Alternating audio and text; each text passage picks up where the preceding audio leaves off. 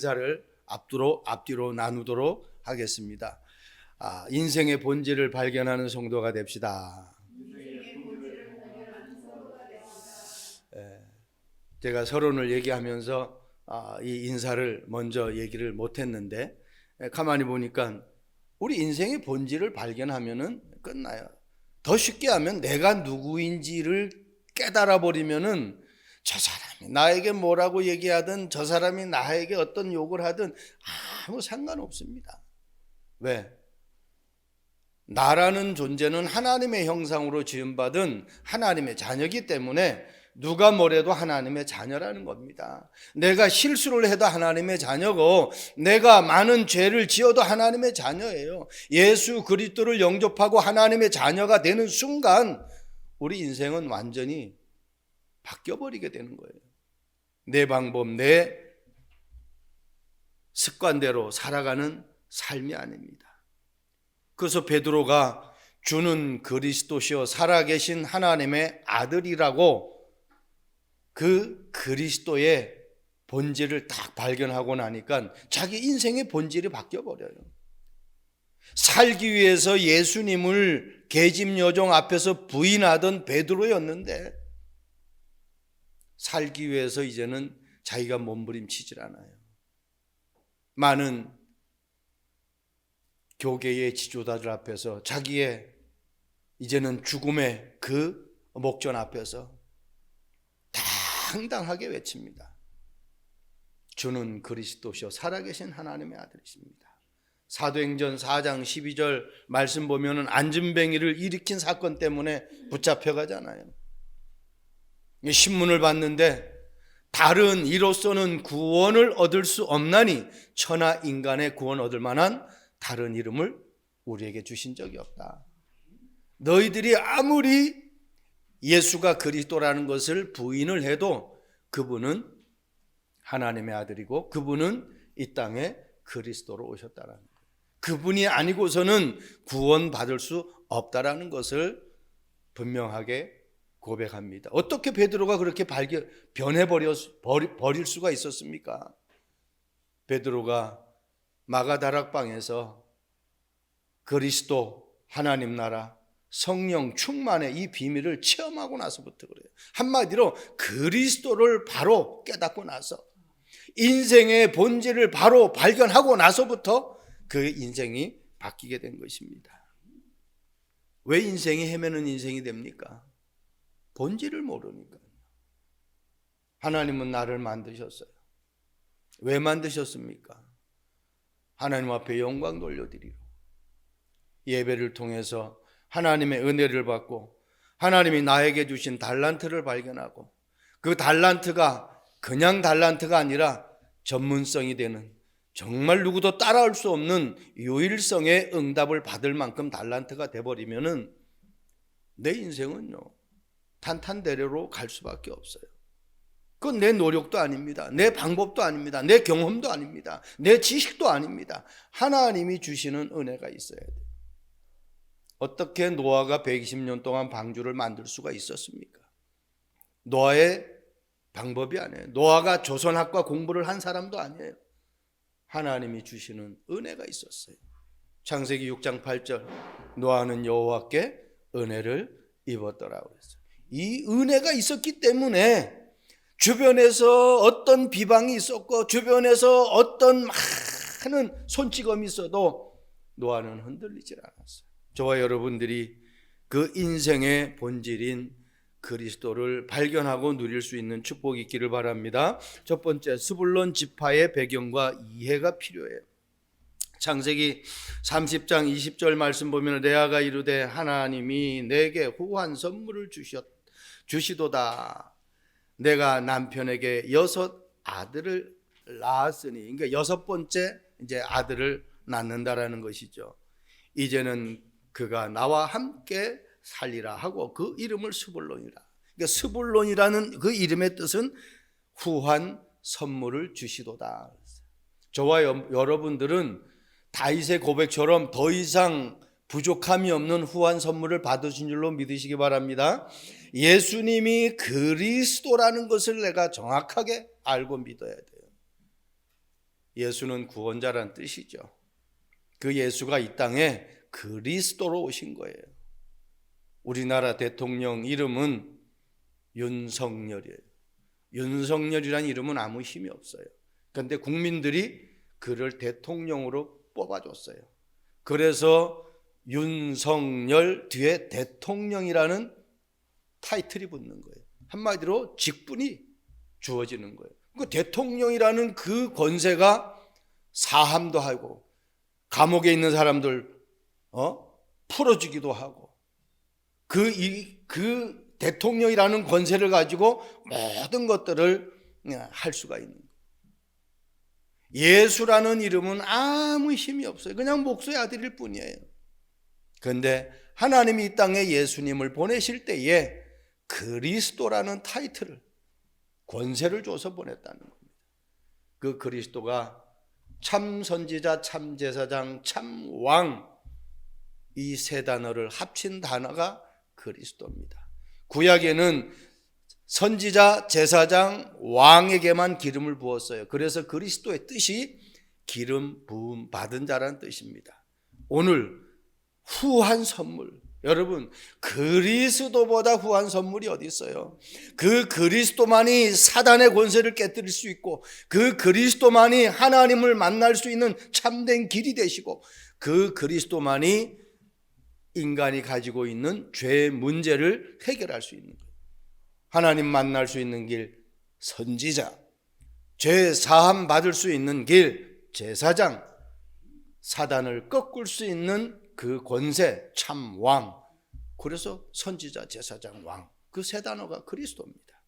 여러분 지금 오늘 스불론이 그런 축복을 받은 사람이라는 겁니다. 여러분 창세기 49장 13절 말씀 보면은 야곱이 스불론을 축복하는 이 문장이 나오죠. 스불론은 해변에 거주하리니 그곳은 배 매는 해변이라. 그의 경계가 시돈까지로다. 야곱이 기가 막히게 예언했어요. 말 그대로 스불론이 받은 그 땅은요, 주변 사방이 다 어떻게 육지로 그렇게 되어져 있는 지역입니다. 그러니까요, 해외의 무역의 도시입니다. 시돈이, 두로와 시돈은 이 무역의 도시예요. 아주 활성화된. 더 깊이 우리가 영적으로 깨달은다고 하면은, 무역이라는 것은 많은 나라가 와가지고 물건을 사고 팔고 하는 그런 도시가 아닙니까? 그러면 어떻게 해요? 영적으로 우리가 해석을 한다면은 이곳은 선교의 요충지라는 거예요. 많은 사람들에게 복음을 전할 수 있는 이런 축복을 받은 사람의 지파요 후손인 것입니다. 스불론 지파가 받은 땅은 예수님께서 또 어린 시절을 보낸 나사렛이기도 하며 첫 가나 혼인잔치에서 이적을 일으킨 가나 땅이기도 합니다. 그래서 예수님이 아주 복음 사역의 주 활동 무대로 활동하신 그 지역이 이 스불론이 받은 그 지역이에요. 엄청난 축복이죠.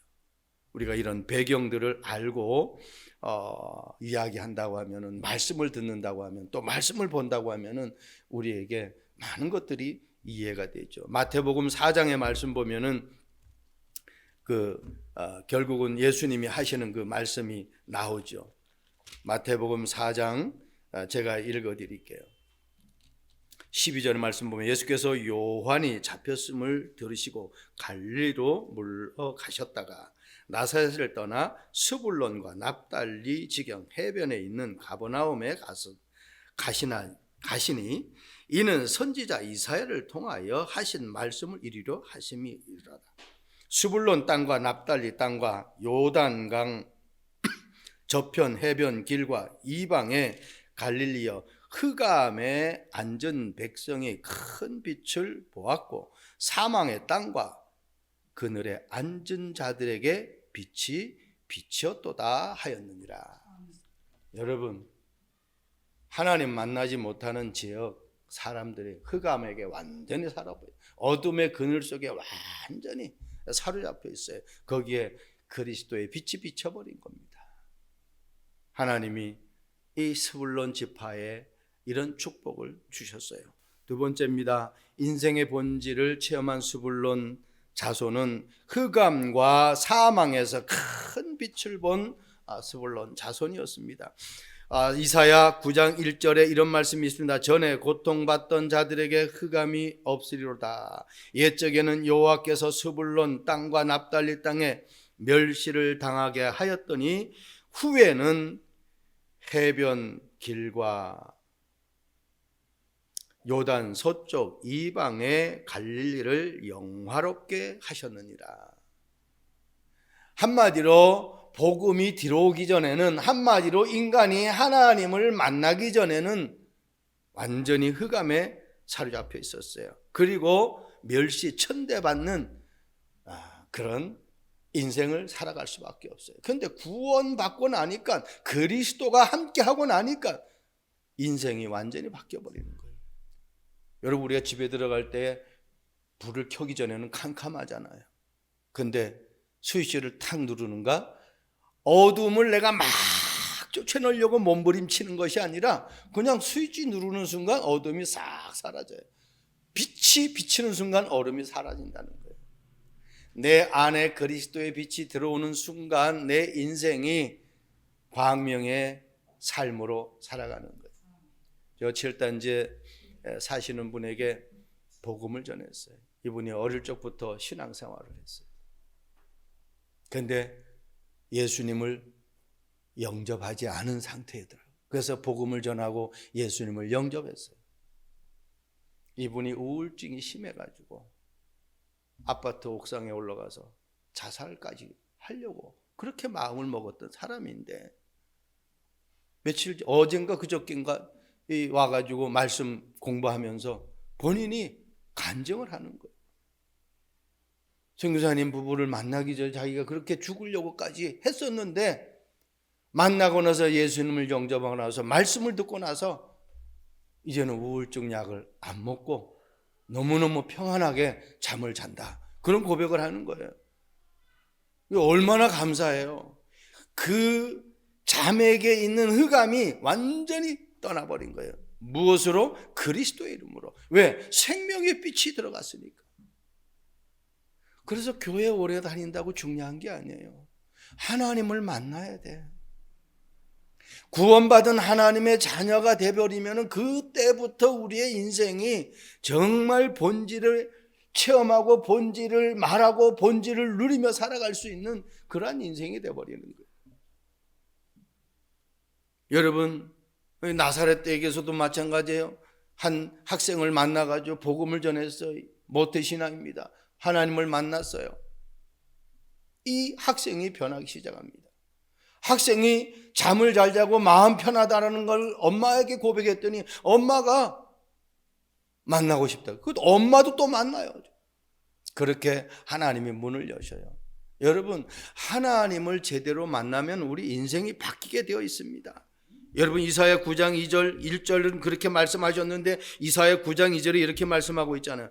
흑암에 행하던 백성이 큰 빛을 보고 사망의 그늘질 땅에 거주하던 자에게 빛이 비치도다. 여러분, 흑암이 물러가고 사망의 그늘이 물러가면은 어떻게 되겠어요?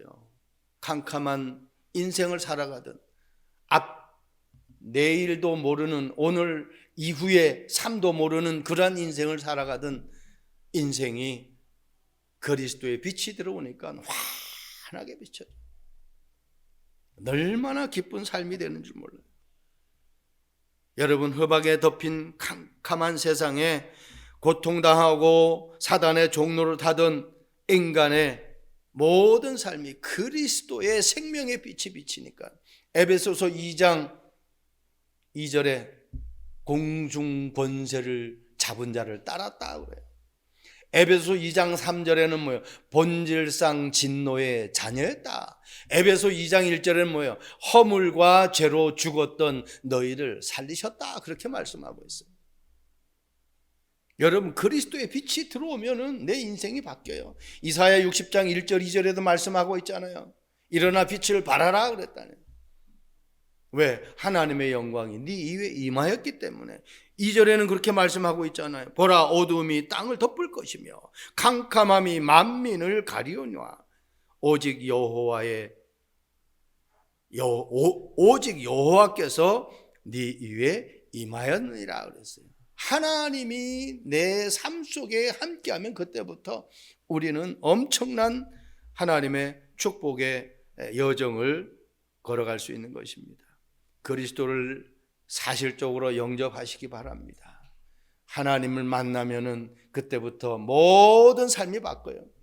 영접하는 자, 곧 그 이름을 믿는 자들에게는 하나님의 자녀가 되는 권세를 주셨으니 그래서 하나님의 자녀뿐만 아니라 그 자녀에 걸맞는 권세.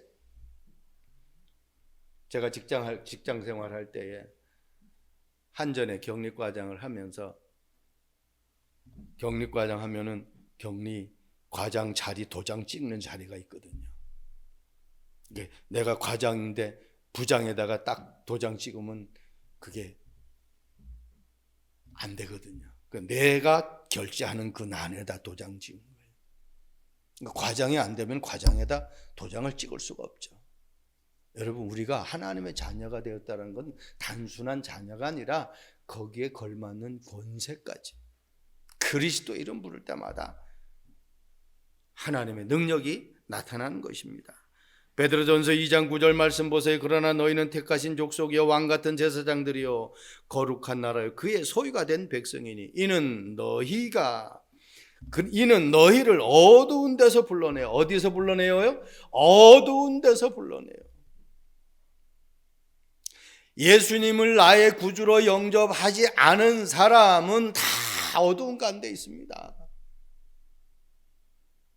죄송합니다. 저는 이런 말 쓰고 싶지 않는데 성경은 딱 두 가지의 사람을 얘기하고 있습니다. 예수 믿고 구원받은 사람은 성령이 그 안에 함께합니다. 그런데 예수 믿지 않고 구원받지 못한 사람은 그 안에 악령이 함께합니다. 어두움에 사로잡혀 살아가는 거예요. 그래서 어떻게 해요? 저 여기 전에 저는 무당을 엄마라고 부르고 살았어요. 초등학교 때까지. 어머니가 아들 하나, 우리 일남 삼녀예요. 아들 하나니까 얼마나 애기 중지 키운지 몰라요. 제가 60이 넘었을 때도 어머니 살아계실 때, 작년에 어머니 돌아가셨는데 가면은 우리 아들 왔다고 엉덩이 두드려요. 그렇다잖아요. 80 연세 드신 어머니가 60세 아들 보고 길 조심하라고 나갈 때 그렇게 얘기한다고 하잖아요. 그러니까 아들 하나니까 이 아들이 잘 돼야 돼. 그 정월초하루 때 가가지고 본단 말입니다. 그러니까 아들이 30을 넘게 못 산대. 그러니까 제가 30을 넘게 못 산대. 근데 지금 30이 뭡니까? 그 더블 인생 이상을 지금 살아가고 있는데. 얼마나 용한 무당인지 몰라요. 저 강원도 속초 비행장, 지금 양양 비행장이죠. 거기 이 꼬마 무당이라고 얼마나 잘 보느냐. 제가 다 놀랬다니까요. 처음에는 엄마란 말이 안 나왔어요. 어떻게 나를 낳아주지도 않고 나를 키워주지도 않고 가르쳐주지도 않는데 어떻게 엄마라고 합니까? 그러니까 수양 엄마로 삼았는데 방학 때 갔는데 굿 타는 걸 봤어요. 작두 타는 걸 봤어요. 굿 타면 큰 시루에다가 시루떡을 해가지고 그 상에다 올려놓고 굿하잖아요. 그런데 그냥 그 시루를 상에다 올려놓는 게 아니라 칼끝을 하늘 향하게 하고 칼끝에다 시루를 올리는 거예요. 그 큰 시루떡을. 기가 막히잖아요. 아니 중심도 안 잡고 시루떡을 갖다 칼끝에다 딱 올리는데 이 큰 시루가 안 넘어지는 거예요. 그냥 딱 서 있는 거예요. 상 위에다 올려놓은 거하고 똑같아요. 너무너무 신기한 거예요. 저 정도 능력이면은 내 생명을 연장시킬 수 있겠구나 라고 제가 믿은 거예요. 그때부터 엄마라고 불렀어요. 그런데 그 무당도 세상 떠났어요. 그 자식 아들 하나 딸 하나 있는데 완전히 다 풍지박산 났어요. 예수 믿고 나서 알게 되었어요. 우상 숭배하면 자손 3다대 망한다. 귀신의 역사가 얼마나 우리 인간을 유혹하는지 몰랍니다. 여러분, 우리를 어두운 데서 불러내요. 아내를 통해서 제가 하나님을 알게 돼가지고 정말 그 어두운 가운데서 빠져나와가지고 그래가지고요 어머니 권사되고 아버지 장로되고 온 식구 다 예수. 사도행전 16장에 주 예수를 믿으라 그리하면 너와 내 집이 구원을 얻는다고 약속하셨는데 그 말씀이 그대로 다 성취돼요. 왜 나를 하나님이 어두운 데서 불렀느냐? 그 어두운 데서 불러내서 그냥 빛이 아닌 귀한 빛, 세상 형광등 빛이 아니고 태양빛이 아닌 귀한 빛, 그게 생명의 빛입니다. 보호자의 능력의 빛입니다. 시공간을 초월하는 빛입니다. 기도할 때 시공간 초월하잖아요. 여기서 기도하는데 내 아들은 미국에 있는데 미국에 있는 아들에게 역사하는 거예요. 왜? 하나님은 이 빛을 선전하게 하기 위해서. 저와 여러분들이 그런 축복을 놓치지 않길 바랍니다. 마지막입니다. 생명건 헌신의 수불론의 자손. 생명건 헌신을 한 수불론의 자손. 역대상 12장 33절 말씀 보세요. 수불론 중에서 모든 무기를 가지고 전열을 갖추고 두 마음을 품지 아니하고 능히 진영에 나아가서 싸움을 잘하는 자가 5만 명이에요. 어떤 자라고 그랬어요? 두 마음을 품지 않는 자. 여러분, 우리가 인생을 살아가면서 자꾸 갈등을 하는 거예요. 두 마음을 품어요. 이렇게 할까 저렇게 할까, 이것이 맞나 저것이 맞나. 왜 그래요? 본질을 아직 내가 발견하지 못하니까.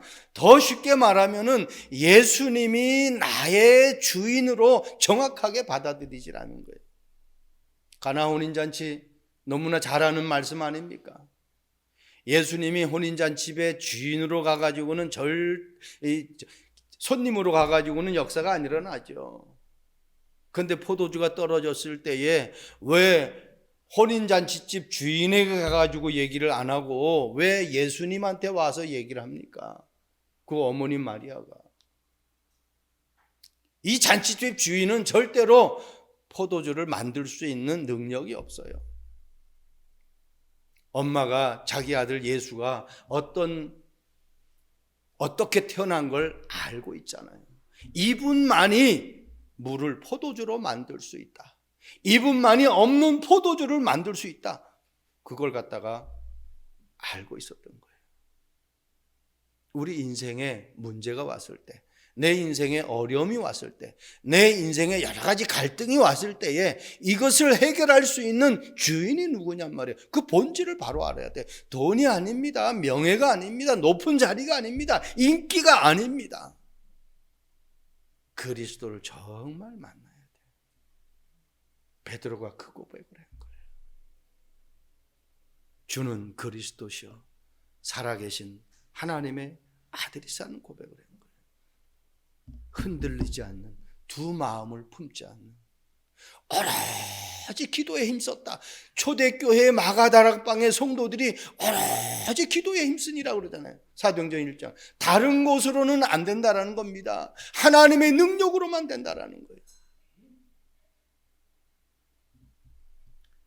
사사기 5장 18절 말씀 보세요. 수불로는 죽음을 무릅쓰고 목숨을 아끼지 아니한 백성이요 납달리도 들은 높은 곳에 그러하도다. 여러분, 드보라의 찬송이잖아요. 머깃도 전쟁에서 승리를 하고 와가지고 드보라가 부른 찬송입니다. 그 찬송에 스불론을 뭐라고 얘기했느냐? 죽음을 무릅쓰고 목숨까지 아니한 백성이라. 여러분, 생명 건 겁니다. 왜? 두 마음을 품지 않을 만큼 그리스도를 정확하게 발견했기 때문에, 하나님을 정확하게 만났기 때문에. 전도하다 보면은 현장에서 교회에서 뭐 권사까지 하고 장로까지 했던 사람들이, 남전도 회장, 여전도 회장까지 했던 사람들이 안 나가는 사람들, 지금은 교회 안 나가. 그 사람은 하나님 못 만난 사람. 제가 이런 얘기할 때 우리 사모하고 저하고 결혼한 얘기를 제가 자주 하잖아요. 통행금지, 그때 당시는 통행금지가 있는데 통행금지가 되는지도 모르고 시간 가는 줄도 모르고 막 좋아가지고 만났어요. 그래서 만나서 아내 집 앞까지 태우다 같이 가준다고 갔다가 또 헤어지기 위해서 또 우리 집까지 왔다가 계속 왔다 갔다 하다가, 여러분 좋아하는 사람 만나면, 내가 사랑하는 사람 만나면, 내가 정말 놓지 않고 싶은 사람 만나면은요, 그런 헤어지기 싫은 마음이 들잖아요. 그래서 결혼했죠. 헤어지기 싶으면은 어떻게 결혼합니까? 늘 보고 싶으니까 계속 보고 싶다. 그래서 결혼하는 거 아니에요. 세상 노래도 한 번 보고 두 번 보고 자꾸만 보고 싶네. 그런 노래도 있잖아요. 저와 여러분들의 주님이 자꾸 보고 싶어요. 본질을 발견하니까 생명 거는 거예요. 보세요. 다니엘 어떻게 사자굴에 들어갑니까? 본질을 발견했어요. 내가 죽어도 상관없을 만큼 하나님을 알게 된 겁니다. 초대교회 성도들도 마찬가지예요. 로마 속국 시대입니다. 모이지 말라는 법적으로 법령이 떨어졌어요. 그런데 마가다락방에 모였잖아요. 생명 건 거 아닙니까? 로마서 16장 3절에 브리스길라 아굴라 부부가 바울에게 생명 걸었다라고 얘기하고 있잖아요. 바울이 그렇게 브리스길라 아굴라 부부에게 그렇게 얘기를 합니다. 저들 부부는 나를 위해서 자기의 목을 내놓았다고 그랬어요. 한마디로 전도자를 위해서 생명 걸었다라는 거예요. 바울이 복음 전하는 사람으로 보이지 않았으면 생명 걸었겠습니까? 바울이 복음에 미쳤기 때문에. 사도행전 18장 5절에 바울이 어떻다 그랬어요? 말씀에 붙잡혔다고 그랬어요. 그 말은 하나님 앞에 사로잡혔다라는 거예요. 저와 여러분들이 하나님 앞에 사로잡혀야 돼. 하나님이 내 인생을 이끌어 가야 돼. 하나님이 나의 모든 삶을 축복해 주셔야만 되는 겁니다. 노아도 마찬가지입니다. 방주를 어떻게 120년간 지을 수 있습니까? 여러분 다니엘 친구 새 청년도 보세요. 어떻게 평소보다 7배나 뜨거운 풀못불에 들어갈 수가 있겠느냐는 얘기죠. 뭐라고 고백합니까? 우리를 살려주지 않아도 상관없다. 그리하지 아니하실지라도 라고 고백합니다. 아브라함 보세요. 25년 만에 받은 그 아들 이삭을 어떻게 번제로 드릴 수가 있겠느냐 말이에요. 어떻게 칼을 뽑아가지고 아들 목을 치려고 할 수가 있겠느냐 말이에요. 발견한 거예요, 본질을. 그리고 체험한 거예요. 자신도 나이가 늙고 자기 아내 사라도 나이가 늙어가지고 자기 아내는 아이를 낳을 수 있는 기능이 다 끊겨버렸어요. 경수가 끊어졌다고 그랬어요. 그런데 하나님이 이삭을 100세에 낳게 하셨잖아요. 그러면 도저히 과학적으로 의학적으로 낳을 수 없는 상황 속에서 아들을 낳았으니 이거는 하나님의 능력이라는 걸 믿은 거지요. 그걸 아들 이삭에게 이야기해 준 거예요. 그러니까 아버지가 자기를 죽이려고 포박을 해도 전혀 거기에 반항을 안 한 거예요. 왜? 아버지에게 들었으니까. 내가 죽으면은 그리스도가 올 수가 없어요. 네 씨로 말미암아 천하 만민이 복을 얻는다고 했기 때문에 저와 여러분들을 통해서만이 죽은 영혼들을 살릴 수 있어요. 왜? 하나님의 약속이에요. 이거는 제가 하는 말씀이 아니라 우리가 아브라함의 후손이기 때문에 아브라함이 받은 축복을 우리가 그대로 받아 누리는 거예요. 너를 축복하는 자는 축복하고 너를 저주하는 자는 저주한다고 했어요. 저와 여러분들이 그 축복을 놓치지 않길 바랍니다. 넬슨 만델라라는 사람은 누구도 알죠. 남아프리카 공화국 백인 정권이 흑인 무시하고 인종차별하는 그러한 치하에 있을 때 완전히 생명 걸고 투쟁을 했던 사람이죠. 1964년 44의 나이에 무기징역을 받은 거예요. 27년을 복역하고 나왔어요. 27년을 복역하고 나왔는데 얼굴을 보니까 전혀 27년간 감옥 생활한 사람 같지 않는 거예요. 그래서 너무너무 신기해가지고 기자들이 질문한 거 아닙니까? 건강도 좋고 얼굴도 좋고 하니까 너무너무 평화롭게 보이니까 27년간의 투옥 생활에 고통스럽지 않았습니까? 라고 질문했을 때 이렇게 넬슨 만델라가 대답합니다. 나는 하늘과 땅을 보고 하나님께 감사했다. 물과 음식을 보고 감사했다. 강제 노동을 하면서도 감사했다. 늘 감사했기 때문에 건강한 몸과 마음을 유지할 수 있었다. 왜 암에 걸린 줄 압니까? 스트레스. 사단은 우리를 염려, 걱정, 근심케 해서 스트레스 받게 합니다. 빌립보서 4장 6절 7절 아무것도 염려하지 말고 모든 일에 기도와 간구로 너희 구할 것을 감사함으로 하나님께 아뢰라. 그냥 아뢰라고 그랬어요? 감사함으로. 다니엘이 사자굴에 들어갈 때 고백 보세요. 자기 하나님께 감사하며 기도했다 그랬어요. 아니 사자굴에 들어가는데 뭐가 감사합니까? 지금 죽으러 들어가는데. 감사는 모든 불신앙을 물리칩니다. 감사는 우리의 모든 질병을 물리칩니다. 여러분, 감옥에 갇혀서도 평안과 감사하는 사람이 있는 반면에 온갖 쾌락과 자유를 누리면서도 마음에 감옥에 갇혀서 아무것도 못하는 사람이 있어요. 바울 보세요. 빌립보 감옥에 갇혔을 때 빌립보 성도들에게 아무것도 염려하지 말라고 그러잖아요. 항상 기뻐하라. 쉬지 말고 기도하라. 범사에 감사하라. 여러분, 저와 여러분들이 24시간 감사의 끈을 놓치지 않고 하나님이 주시는 그 그리스도의 본질을 가지고 24시간 응답의 축복을 누리는 성도가 되길 주님의 이름으로 축복드립니다. 좋으신 하나님을 찬양합니다.